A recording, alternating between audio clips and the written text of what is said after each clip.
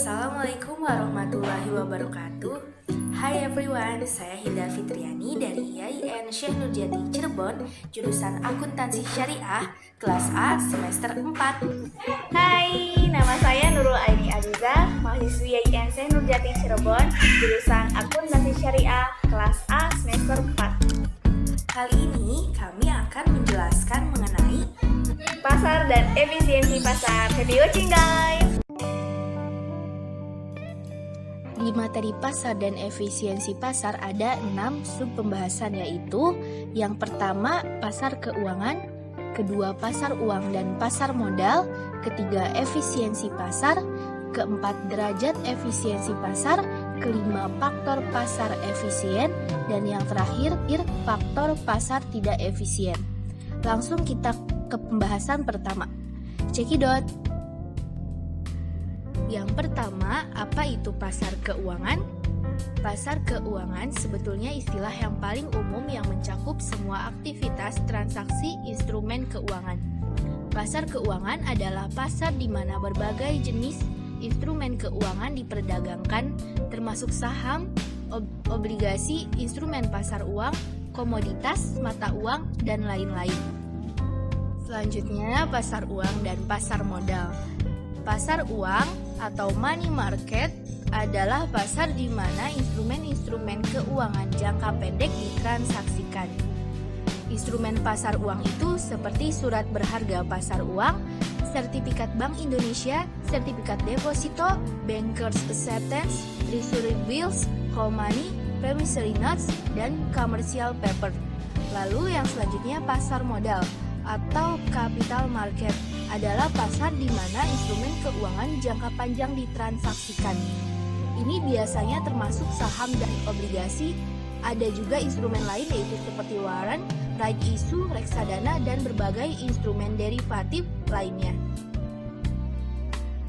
Pembahasan yang ketiga yaitu efisiensi pasar. Suatu pasar dikatakan efisien apabila tidak seorang pun baik investor individu maupun investor institusi akan mampu memperoleh return tidak normal atau abnormal return setelah disesuaikan dengan risiko menggunakan strategi perdagangan yang ada.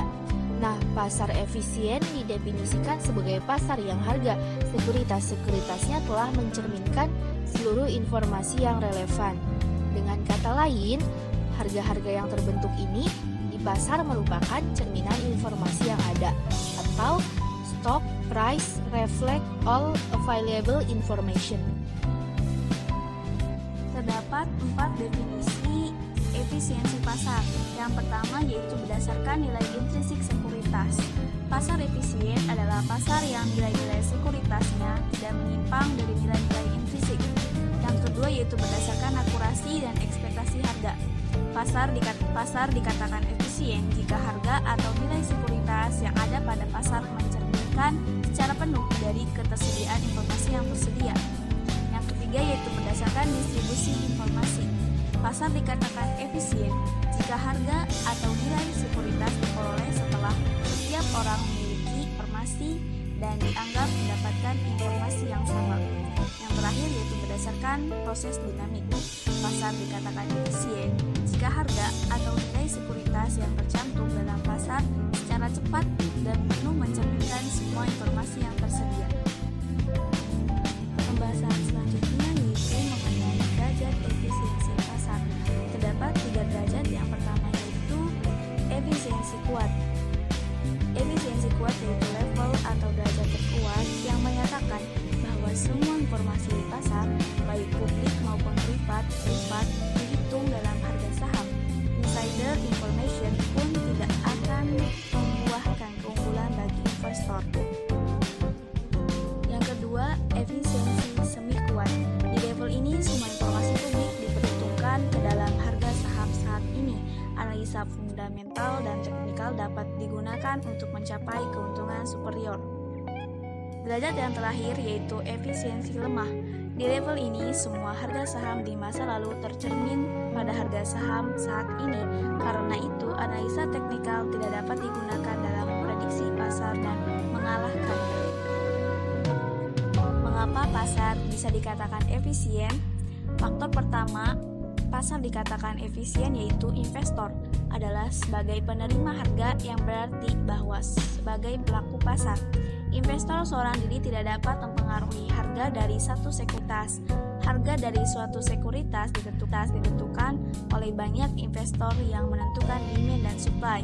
Faktor yang kedua yaitu informasi tersedia luas kepada seluruh pelaku pasar pada saat yang bersamaan dan harga untuk memperoleh informasi tersebut murah. Faktor ketiga, informasi dihasilkan secara acak dan tiap-tiap pengumuman informasi sifatnya random satu dengan yang lainnya. Yang keempat, investor bereaksi dengan menggunakan informasi secara penuh dan cepat sehingga harga dari sekuritas berubah dengan semestinya, mencerminkan informasi tersebut untuk mencapai keseimbangan yang baru. Lalu, mengapa pasar bisa dikatakan tidak efisien? Alasan yang pertama, terdapat sejumlah kecil pelaku pasar yang dapat mempengaruhi harga dari sekuritas. Yang kedua, harga dari informasi adalah mahal dan terdapat akses yang tidak seragam antara pelaku pasar yang satu dengan yang lainnya terhadap suatu informasi yang sama. Yang ketiga, informasi yang disebarkan dapat diprediksi dengan baik oleh sebagian pelaku pasar. Dan yang terakhir, investor adalah individu yang lugas ataupun naif investor dan tidak canggih. Nah, itulah penjelasan dari kami. Mohon maaf bila ada kesalahan. Terima kasih. Wassalamualaikum warahmatullahi wabarakatuh.